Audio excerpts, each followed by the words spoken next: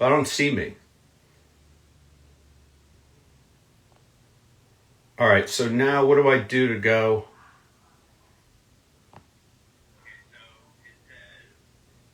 Yeah. How do I find you? What button? Oh, go live with? Oh, I wait, you disappeared. Oh, there you are. Go live at your request. Did you get that? Oh, there you are. Can you see me? Can you see? You don't. How do I? You want to say hi to everybody?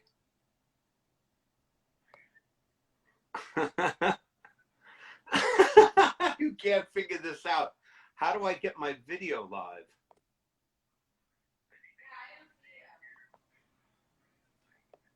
Right. Oh my God, I'm a disaster.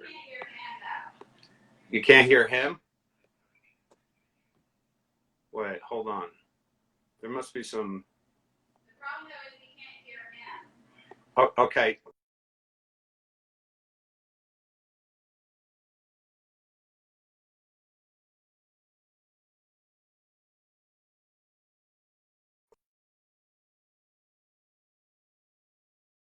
Yeah, this is what it looks like.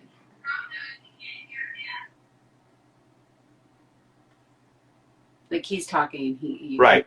How do I see me? I don't know. What did you do? How did you do this? Do you want to X out and come back in? They can see me? I can't see you. My wife can't see me. This is a fascinating interview, isn't it? Like he's talking. Right. Oh, all right. I'm gonna FaceTime with Jason. Hold on.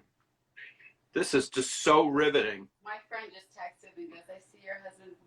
It's cracking me up. I know, it's a comedy show. I've destroyed the After franchise with playing technical support. Hold on one second. We're going to get Josh on the phone. Right. Oh, I'm on a tape delay. Yeah. Josh Kessler. All right, everyone can see me, I guess, except you. I don't see them. No, can't see any of you. They can't see us. No, it was black. The screen was black. I saw you, but it's coming up on your Instagram story. Is that yeah, me? Are you doing it from? There you are. There I am, and there you are. Hello, Roger. I found the technical fault, Afternators. The camera was facing the other way. That's the brilliance of good directing. We didn't have a technical director for this. Glad I shamed myself. Is Justin on this as well? I don't see Justin. Or do we hear Justin? That's all. My 6-year-old is making a surprise appearance here. Yeah, that's all right. I'm talking to all the Afternators from a closet because I'll get yelled at by my kids because they're an online school. How do I do this? Is this working? Can somebody text me a thumbs up? But they can't see Justin. I know. This is why you don't let old white dudes run Instagram. In any event, I knew this would be funny. Is Justin on? Or did we lose him? Well, we'll get going. Let's start talking. I'm sure, because this is just so riveting. In any event, welcome. Oh, wait, we got to get Justin. Hold on. Go live with. Oh, there he is again.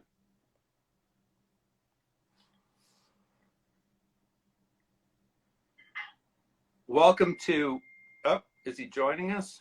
He should be. Justin's coming on any second. Welcome to Technical Support with Roger Cumble. Yes, you too can teach 54-year-old men how to work Instagram. In any event, we're still waiting for Justin, but we'll get going. You see this guy right here, Afternators? All the songs, that's this guy. He found everything, and that's what a music supervisor is. Basically, what happens is we go through the movie. You know, I shot the movie and start editing it, and Anna's completely involved in all the conversations.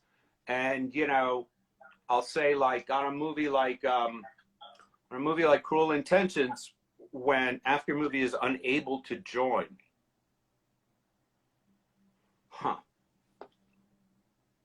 on one second. Why? We're going to send him another request. Sorry. On a movie like Cruel Intentions, where you know, it was more I was a younger man then, and I liked Britpop and Blur and The Verve and all that. You know, with this movie, I was definitely out of my element with the songs. Luckily, Anna Todd is so specific in her song choices. She writes some of them actually into her book, that kind of, in a way, made it easy.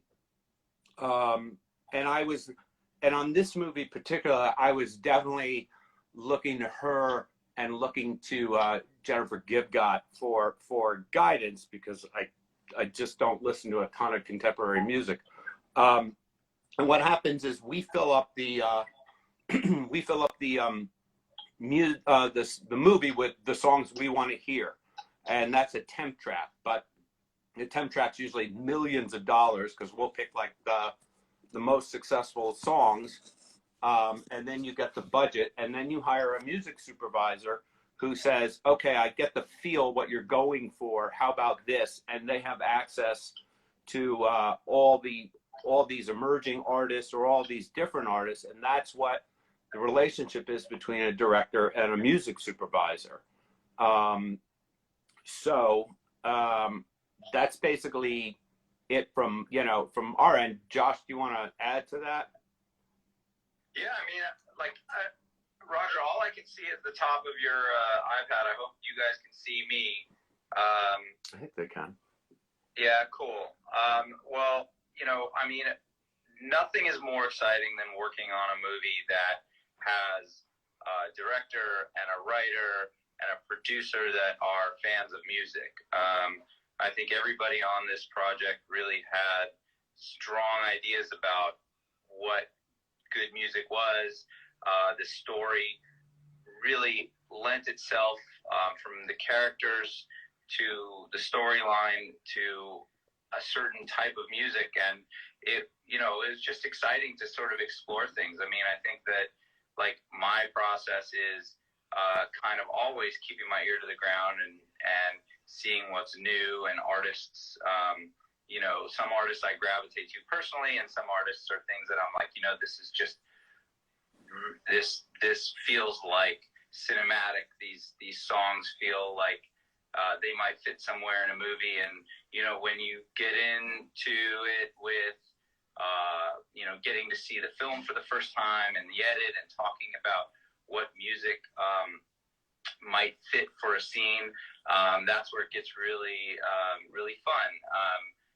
I go back and I look through music and find things and share stuff with everybody. And luckily, we were able to land on some songs that, I felt were, one, going to be exciting for fans to hear, discovery things, and also some artists that I know that Anna wanted in the movie. It's I don't know if that answers the question or if I'm getting off topic, but that's part of the process. It's kind of an evolving process. There isn't sort of one way to do it, but it's great when you're working with people who have just great taste in music. Yeah, you know, and some of the things, we don't make his job easy. And actually joining us is the fantastic composer of both After One and After We Hey Collided. guys. This is Justin Burnett. So all that, you know, I'll switch to score right now just because God knows how long he'll be on before I hit a button and lose him. But you know, a lot of times in a movie where you're looking for what I call the heavy lifting in a scene, that's where score comes in. It does some of that work for you, so you don't have to have the actors overplay it, and it's kind of trying to help you tell the story through a theme, through emotion. And luckily, you know, Justin was available. And literally I called him. I was driving through Sunset. I'm like, hey, you busy? That's how official it went down. And then, you know, what we do is we sit together. And what's great for a director is when you're in sync, when you have your team in sync. And during the filmmaking, that team for me is the production designer, the first AD, the costume designer, and of course the DP. And we all kind of meet and we're all talking about, you know, the visual style of the film. We're all on the same page.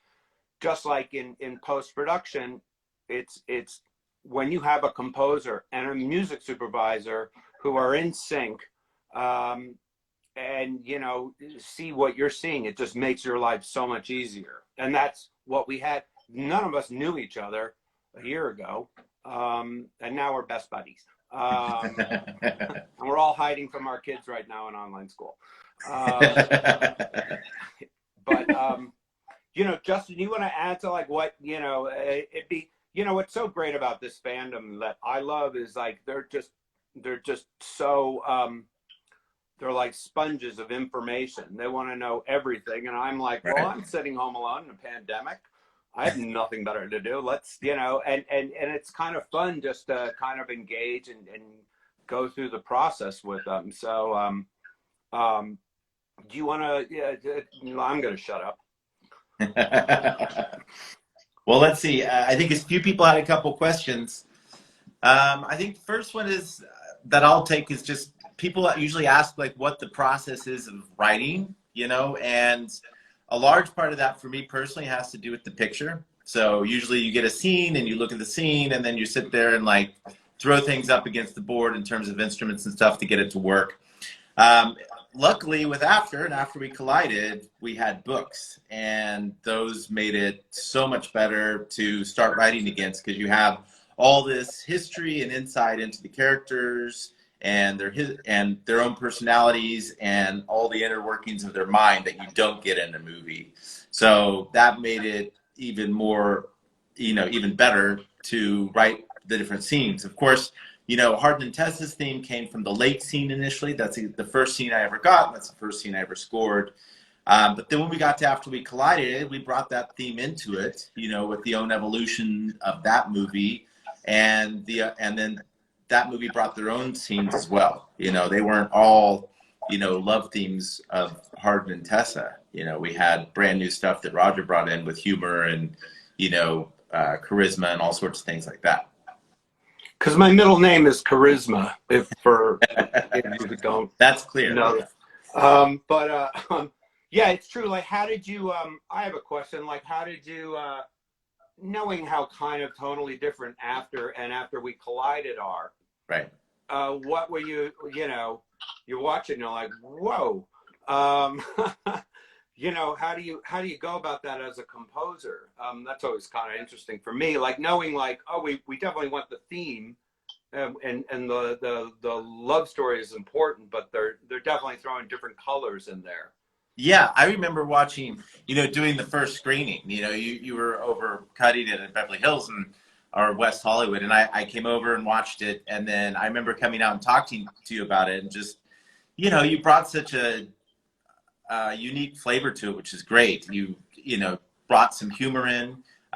You brought some charm that Tessa had, you know, so a little bit more lighthearted moments and things like that.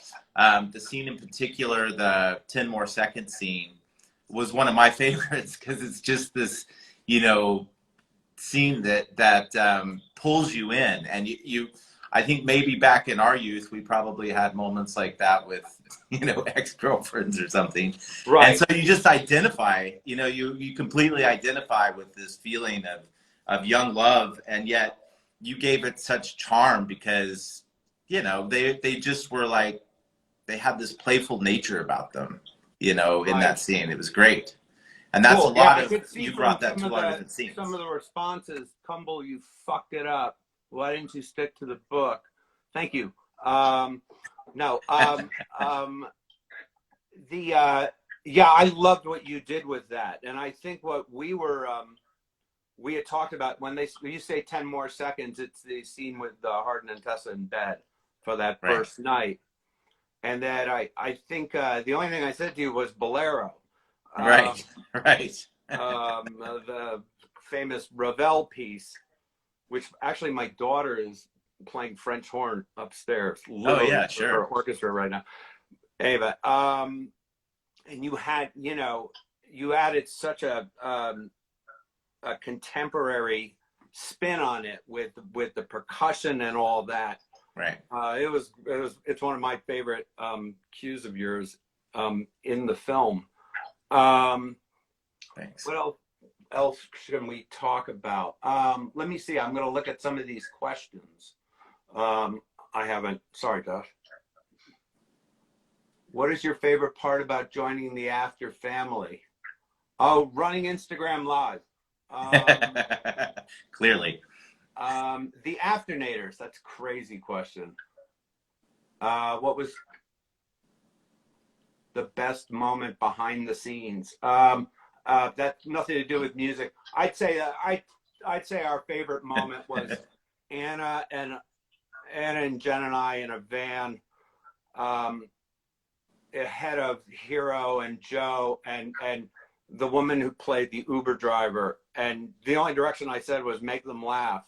And she was a stand-up comic, and she just riffed, and had us all just feeling good and cracking up. And that was a nice moment. What are the moments? What are the moments that were not scripted?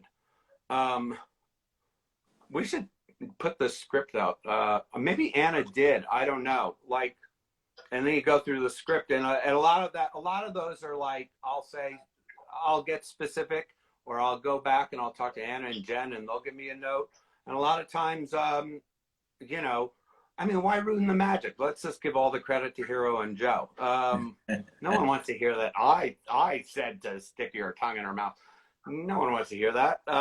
They did. Let's just leave it at that. They did. It was all them. Let's see. What questions? How do you plan? Okay, for what's your favorite song in the After soundtrack, Josh?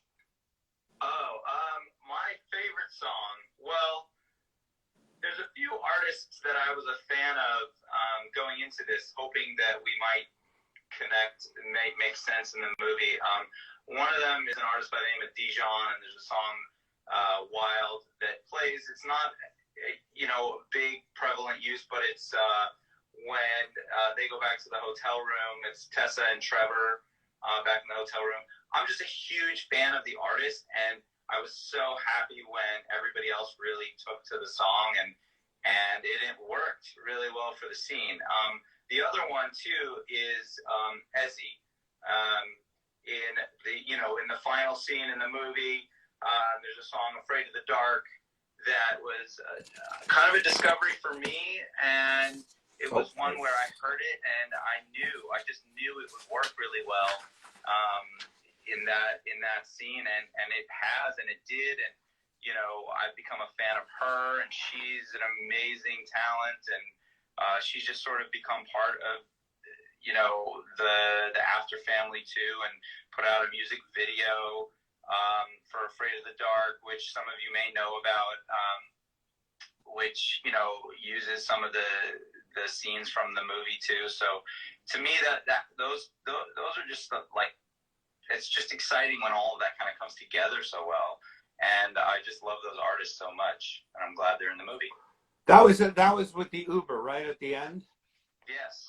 Yeah, I will say, here's a little behind the scenes. We temped with Slide Away, the Miley Cyrus, and Miley does not license her stuff away, and we all had what music supervisors dread is. It's called temp love, where the director and the producers just utterly fall in love with the song, and we're like, we have to have this song, and it worked very well. And we were like, there's no way this dude is gonna top it, And I remember, and I think you gave us, we listened to like 30 songs. I think it was like, through a lot of music for that one. That's for sure. Yeah, it was like, this is an impossible task to also please Anna and myself and Jennifer. And you put on that song, and I remember that moment where we were like, holy fuck, this works really well. Who is this? And then we were like, can you get her? I remember that day. That was very cool because you just, you hit it out of the park, That's awesome. Yeah, that's what makes this job so exciting. It really, does. In those moments. Yeah, I will, one of the questions was, did I play any music on set? The only thing I played was for Hero, and it was I think it's a Radiohead song. It might be Daydreaming. It was like a piano kind of arpeggio thing, just to get in his head when he wakes up in his car in the beginning. And that was before, that's before Justin gets involved. And then you might have listened to that at some point and we're like, oh, there's theme going through here, and one of the decisions when I heard, Justin's theme, and I just listened to it one day without the first film, it kind of definitely gave me the idea I wanted to hit that theme right off at the start of the movie so the audience could feel the loss. Could feel like this, we're starting off with a tragedy. These two are over. So that was another reason why we went with more of the montage. However, just as a little side thing, because I know this is all the Aftonators that are on this, is we're just turning over the extended scenes to the DVD people, and I have that alternate opening, how we originally opened the film. So I look forward for you guys to seeing that and then cutting your own versions and putting it on YouTube and going, this was so much better than Roger's version. Anyway, are there what time is it? How are we doing? What other questions can we hit you guys up with? Should we look at some of these questions? Are any of the fans? I know they're writing stuff. Let's see. Oh my God, heart faces. I didn't unfollow Joe. I don't know how I didn't. That's in another language. So I will say that becoming part of the fandom has been great for my Portuguese and Spanish, because I use them to try and, because the fans will write me and I'll write back and I'll try my hardest to, I'm like, I could do this. It just takes a long time because I try to write them back in their language. So, amen. Is Justin coming back? Well, I hope these two guys come back. I think, I bet they will, because they crushed it on these movies. So I don't know what Hero was listening to on his headphones. We'll have to ask him. That's a good question. He might not have been listening to anything. I don't think the sound people would have allowed that. You know, I think that was also the, it's, how do you pronounce his name? Is Sufjan? Sufjan Stevens. Sufjan Stevens. That was like the one song, that was like old Roger's one choice that made it into the film, because that's the music he listens to from, because I love that album, Illinois. Let's see, what else? Do you guys have anything you guys want to contribute? I mean, I hope you guys all, by the way, get the soundtrack and get Justin's score. You know, I think it's available on what, Spotify? And it's available everywhere. Yeah, the score is out now, available on every platform. You can find it everywhere and listen to it and download it or do whatever you do to listen to music. It's there and it's so good. Just really excited to see it out in the world and available to everybody. Right, cool. I just looking, did the actors have involvement in the music? You know, in a way they did. I think they did. In the beginning they did, definitely Joe, because Joe and I have a kind of love of Beatles and all that, so we kind of spoke the same language. So we were texting a bunch, and I would use her because she's, you know, closer to the age of the audience. But they both have impeccable taste, Hero and Joe, and I'm sure they had conversations with Anna. But really, Anna, you know, Anna knows music like nobody. And that is so helpful. I find it helpful as a director. You know, there's certain things where I'm like, you know, I'll turn this over to the experts. And what's great is, I think, you know, when you're in the role of a director, if you're also kind of like, well, look, best idea wins, it creates an atmosphere of like, this isn't megalomania here. We're all trying to go after the same goal, which is make the best film possible. So I don't care whose idea it is. And it's very hard with music. Like the three hardest things I find making a film are music, hair, and wardrobe. Because everybody has an opinion.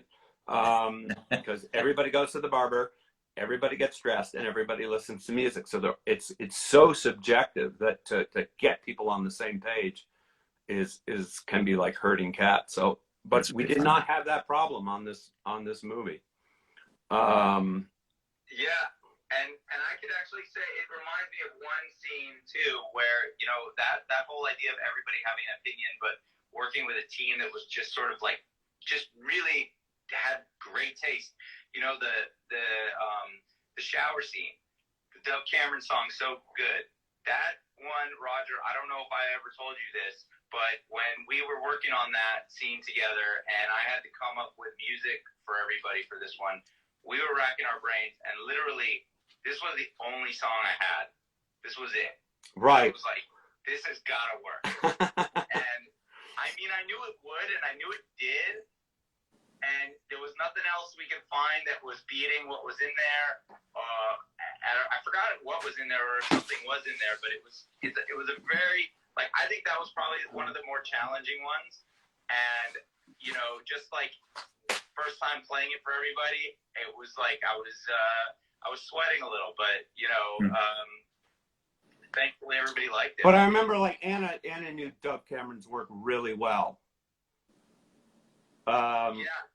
And I didn't know that either going in. Like, that was pure luck that Anna was a fan, but it was obvious too, because she knows me. Yeah. Oh no, he froze. You froze. I'm frozen? Yeah, you're not anymore. Okay. But anyway, yeah, you're right.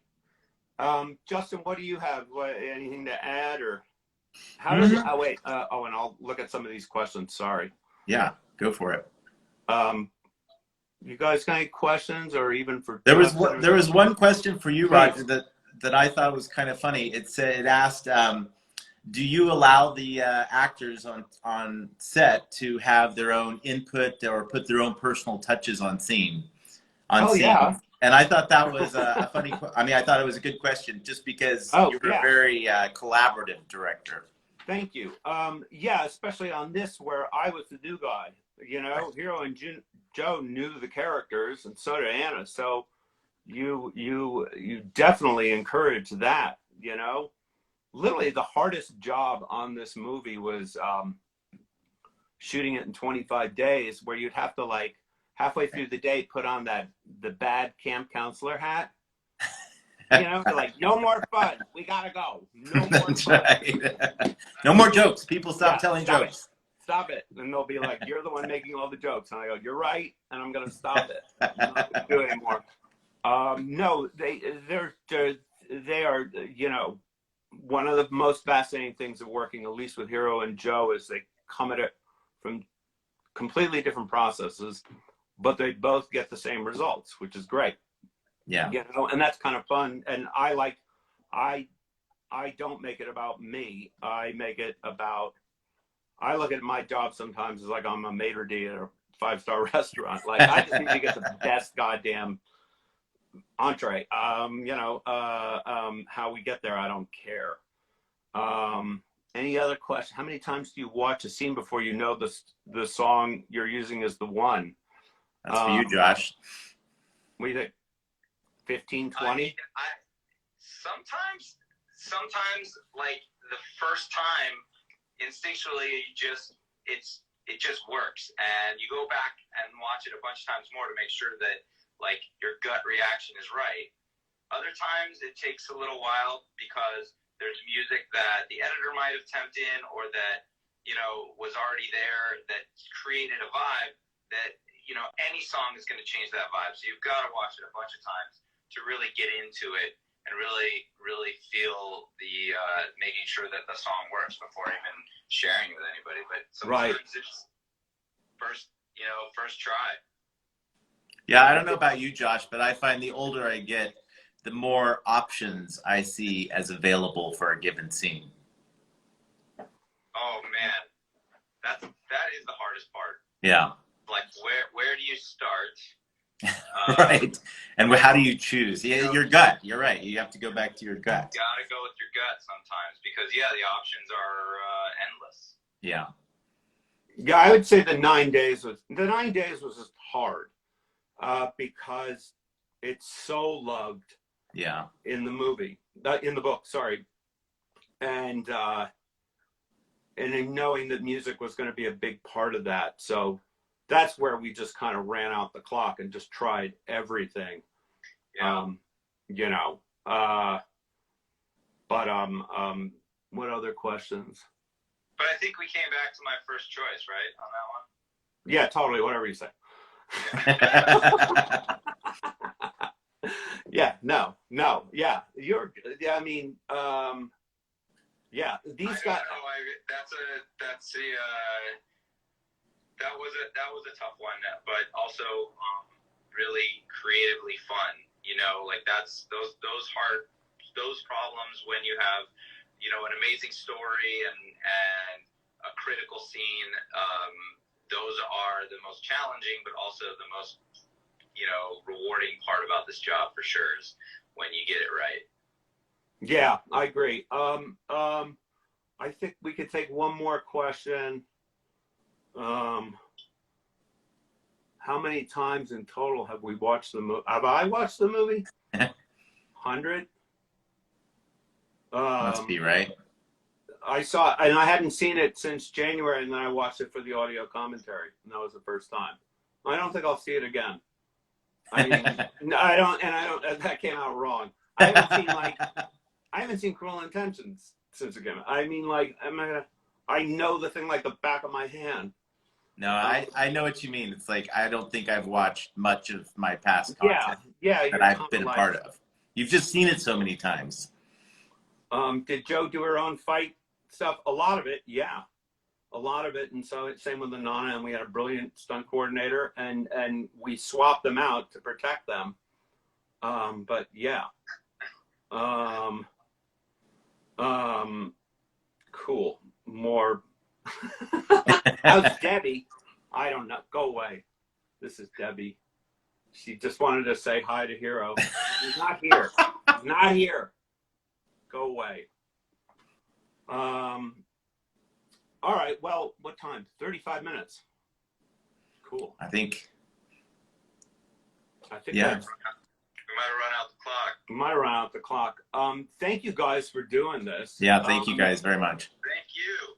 You know, if you're aspiring directors, hire these two. They'll make your life a lot easier. I thought you were gonna say, don't do it. Find something else to do. Probably that too. All right. Well, how do I turn this thing off? You just hit end. End. Where do I hit end? Goodbye, everyone. All right. Nice Bye. seeing you guys. All right. Bye, Bye, dude. guys. I'll talk to you later. Bye. Bye-bye. Bye. Bye. Afternooners. Debbie, Roger, signing off. Thank you. Love you guys. Talk to you.